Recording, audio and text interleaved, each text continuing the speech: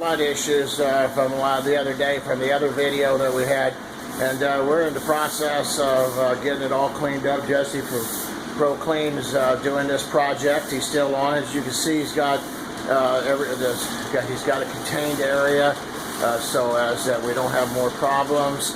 You see, it's got to take care of here. He's got the cabinets covered up.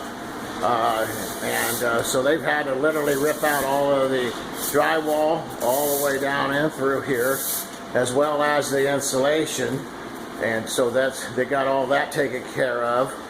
Oh, you see up in the roof section, in the ceiling section here, they got all of this taken care of, and they're still doing more demo. They're not done yet, but they got it in pretty good shape. They're moving along real well. And it's a lot drier.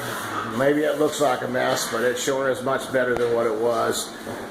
Looks like we got us a broken window here, if you can see that or not. What a beautiful view of the lake out here, of Lake St. Louis.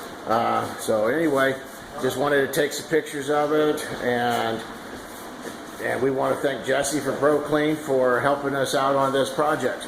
I will put his phone numbers below here on when I post this. Thank you, and I hope that you've enjoyed the video. This is Galloway Building Services.